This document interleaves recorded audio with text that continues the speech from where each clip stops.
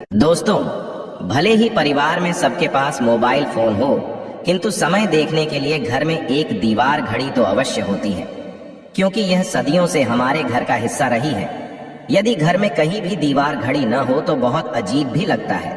कुछ घरों में तो एक से ज्यादा भी होती है, तो घड़ी को क्या कहीं भी टांग देना ठीक है या नहीं, जानेंगे आज की इस वीडियो में।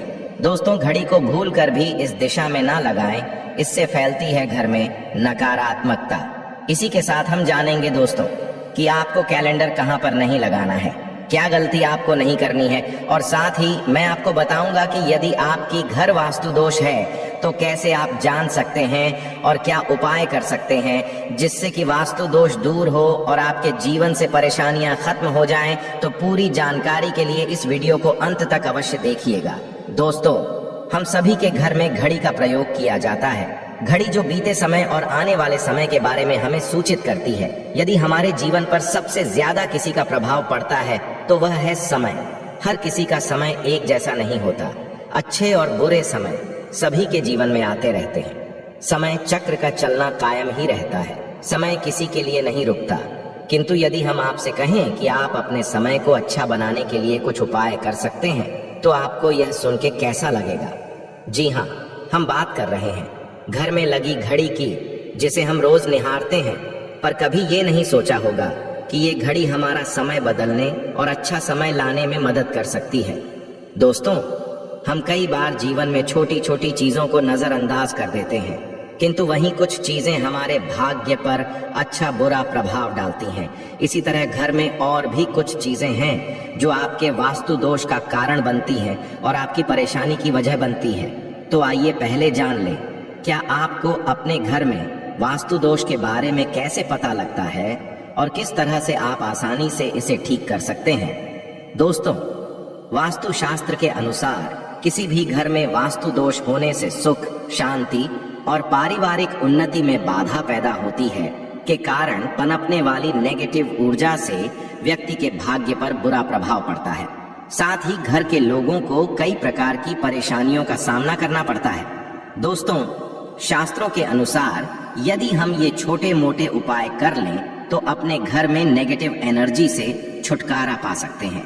आइए जानते हैं, किंतु उससे पहले दोस्तों आपसे रिक्वेस्ट है कि वीडियो को लाइक करें, अपने दोस्तों के साथ शेयर करें, और यदि आपने अभी तक चैनल को सब्सक्राइब नहीं किया तो सब्सक्राइब करके बेल आइकॉन अवश्य प्रेस कर लें। दोस्तों, नंबर 1, जीवन में तरक्की पाने के लिए रोज पहली रोटी गाय को दें, पीपल को जल चढ़ाएं और चींटियों को शक्कर मिला हुआ आटा दें।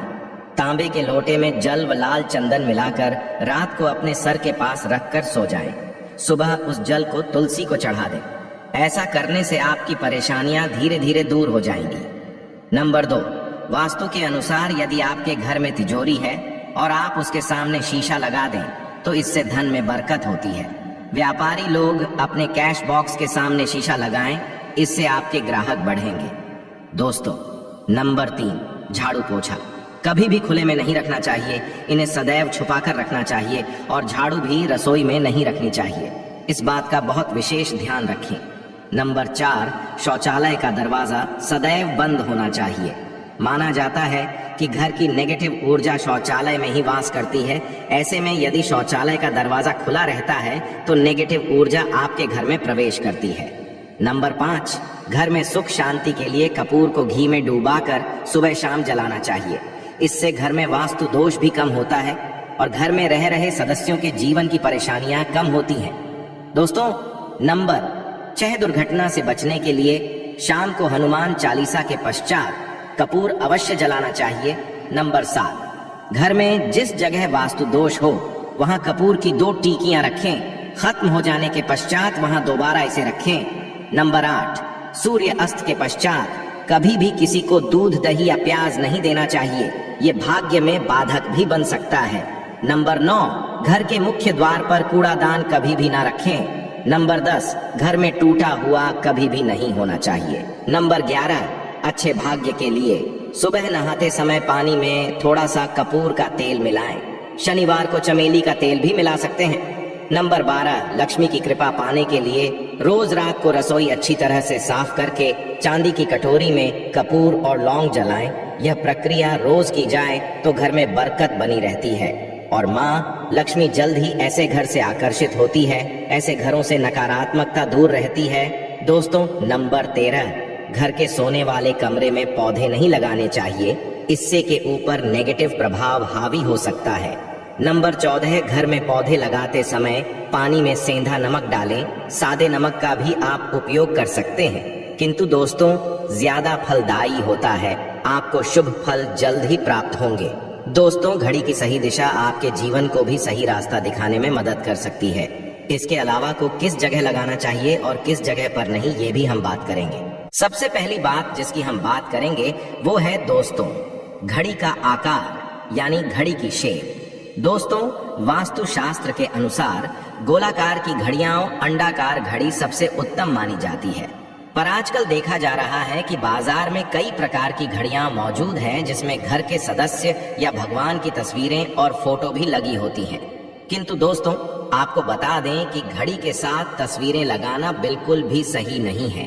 आपके घर के सदस्यों के जीवन पर समय का प्रभाव देखने को मिल सकता है और भगवान की तस्वीर घड़ी में बिल्कुल भी नहीं लगानी चाहिए, क्योंकि भगवान की तस्वीर को रोज धूप, दीप, अगरबत्ती और पूजन की आवश्यकता होती है और घड़ी तो कई महीनों तक धूल में पड़ी रहती है। इससे भगवान का अपमान होता है और ये शुभ नहीं माना जाता। हो सके तो घड़ी का आकार और अंडाकार ही पसंद करें। घड़ी का या अंडाकार होना हमारी पृथ्वी के आकार को दर्शाता है, जो को और घड़ी में नुकीले कोने होते हैं और वास्तु के अनुसार नुकीली चीजें नेगेटिव ऊर्जा का संचार करती है।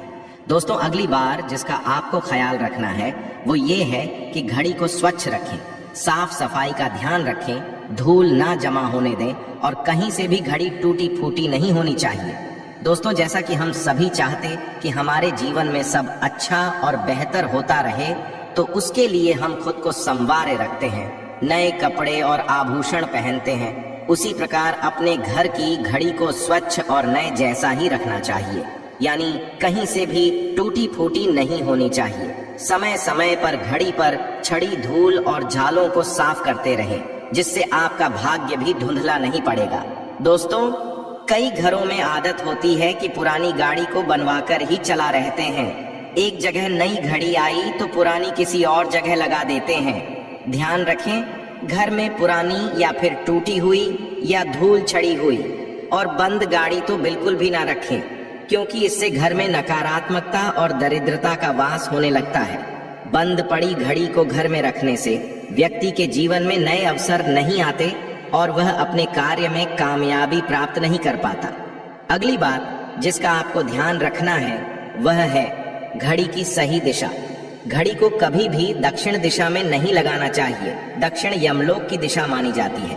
काल का अंतिम चक्र यहीं से शुरू होता है, इसीलिए वास्तुशास्त्र में इस दिशा को घड़ी के लिए अशुभ माना गया है। घर में घड़ी को उत्तर दिशा, पूर्व दिशा या पश्चिम दिशा में आप लगा सकते हैं, किंतु ध्यान रखें कि घड़ी को कभी भी मुख्य द्वार, कमरे के दरवाजे या आने जाने के लिए उपयोग किए जाने वाले दरवाजे के ऊपर भी नहीं लगाना चाहिए। इससे समय आपके आने जाने की गति और दिनचर्या पर पड़ सकता है। दोस्तों, घड़ी के साथ कैलेंडर का भी ध्यान रखें। जहां घड़ी समय का प्रतीक है तो वहीं कैलेंडर उससे जुड़ी तारीखों का लेखा जोखा बताता है। कैलेंडर को पूर्वी और उत्तरी दिशा की दीवार पर कभी भी नहीं लगाना चाहिए। ये इससे वास्तु दोष उत्पन्न होता है और कृपया करके अपने घरों में नए कैलेंडर के साथ पुराना कैलेंडर कभी भी ना लगाएं। दोस्त और कैलेंडर दोनों ही आने वाले समय के सूचक हैं, जो हमें आगे बढ़ने की प्रेरणा देते हैं। उन्हें समय के अनुसार ही लगाना चाहिए। इस बात का सदैव ध्यान रखें कि घड़ी का समय सदैव सही होना चाहिए। बहुत से लोगों की आदत होती है घड़ी का समय आगे या पीछे रखते हैं, तो ये गलती आप ना करें। समय सदैव सही रखें, इससे आपको कभी भी समय का काल चक्र और दुष्ट परिणाम प्राप्त नहीं होता। ये छोटा सा आप करके देखिए दोस्तों। छोटी छोटी बातें हैं जिनका आपको ध्यान रखना है। दोस्तों, रखी हुई घड़ी और पुराना कैलेंडर आपके भाग्य को भी रुकावटों से भर देता है। इसीलिए वक्त के साथ आगे बढ़ते रहने के लिए घड़ी और कैलेंडर को बदलते रहिए और कैलेंडर को कभी भी अपने सोने के कमरे में ना लगाएं ना ही इसे कभी मुख्य द्वार पर टांगे, ये शुभ नहीं माना जाता। पुरानी घड़ी किसी दान में देना शुभ माना जाता है। इससे आपके वन से बुरा समय निकल जाता है। इसीलिए यदि आपके घर में कोई पुरानी घड़ी है जो टूटी फूटी ना हो और खराब ना हो, तो वो आप किसी जरूरतमंद को दान में अवश्य दें।